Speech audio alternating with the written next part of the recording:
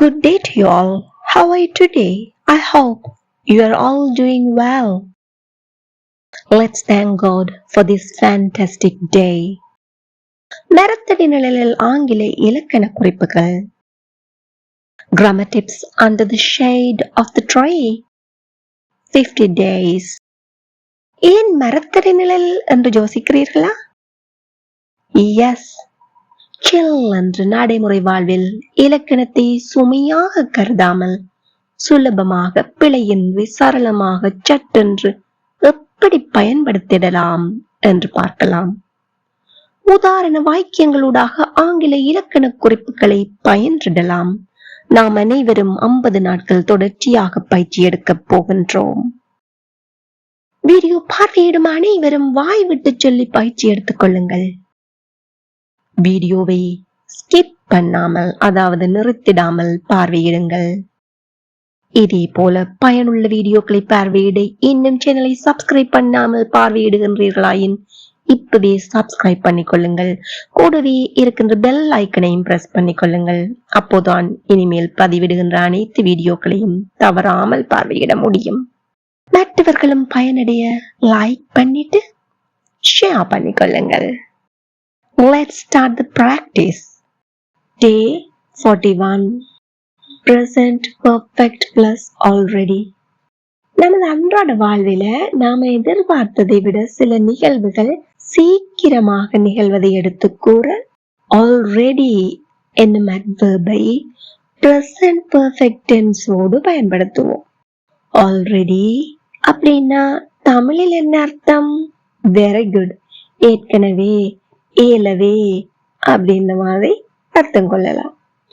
Already is used to show that something is earlier than expected. Present perfect tense பயன்பாடு பற்றி days 13, 14, 15, 16, 17 ஆகிய வீடியோக்களில் தெளிவான விளக்கத்தை பெற்றுக்கொள்ள முடியும். லிங்க் டிஸ்கிரிப்ஷனில் கொடுக்கிறேன், பாருங்கள்.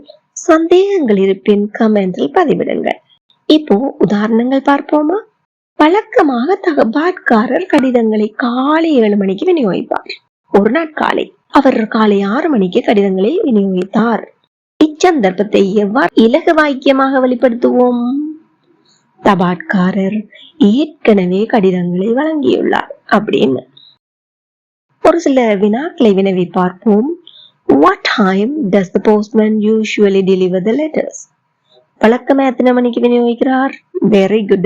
7 o'clock. அதாவது 7 AM. What time does he deliver the letters on this day? இந்த குறிப்பிட்ட நாள்ல எத்தனை மணிக்கு விநியோகித்தார்? 6 o'clock. 6 மணிக்கு. 6 AM. Is this earlier than expected? இது எதிர்பார்த்ததை விட சீக்கிரமானதா? Yes. அப்படின்னா ஆங்கிலத்தில் என்ன சொல் இங்கு பயன்படுத்துவோம்? Very good. Already. So, why do we use the word already here? To show something is earlier than expected.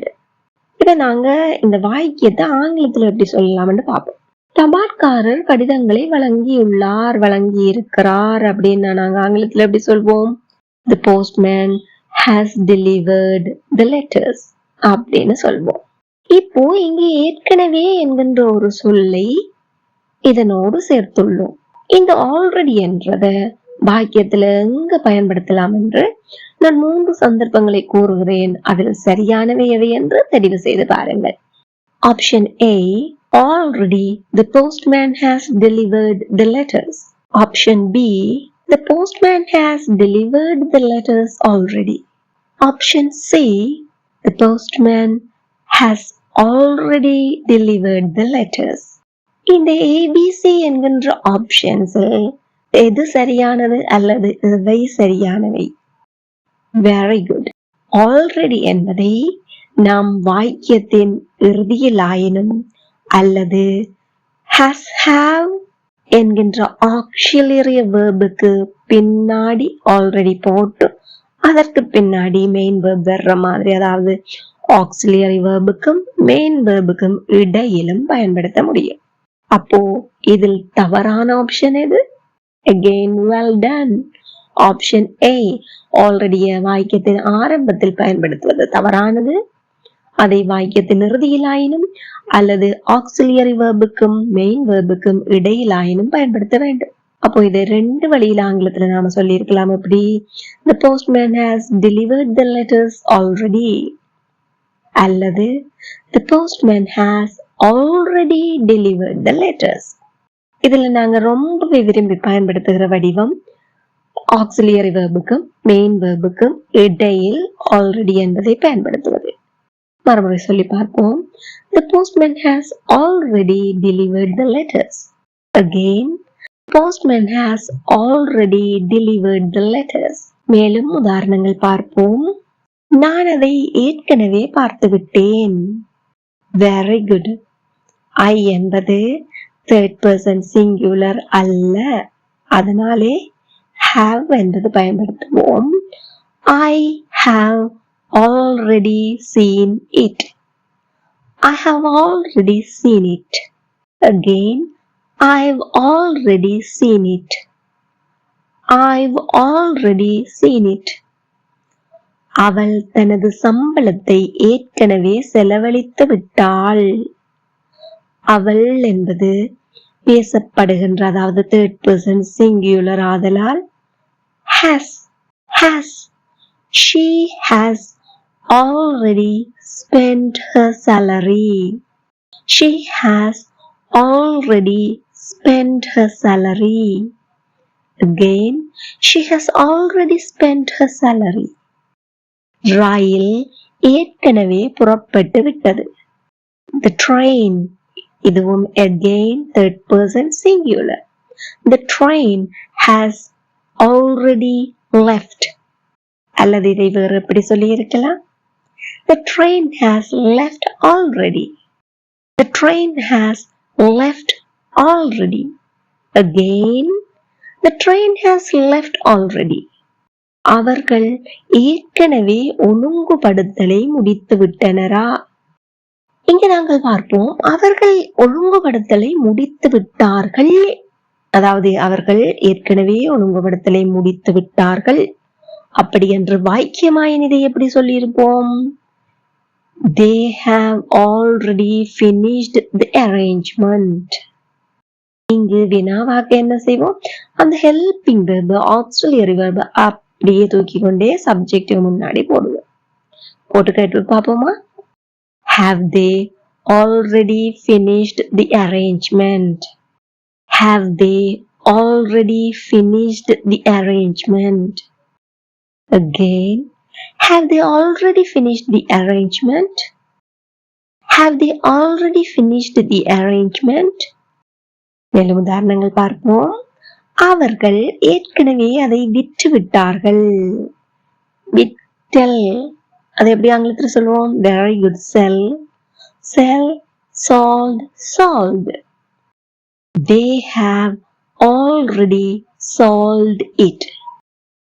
They have already sold it. Again, they have already sold it. அவள் ஏற்கனவே தனது வீட்டு வேலையை முடித்து விட்டாளா? Again, வினா. இங்கு அவள் என்பது உங்க எல்லாருக்கும் தெரிஞ்சது third person singular ஆதலால் very good. Has she finished her homework already? Has she finished her homework already? எல்லாருமே கூட சேர்ந்து வாய் விட்டு சத்தமா சொல்லி பாருங்க. Has she finished her homework already?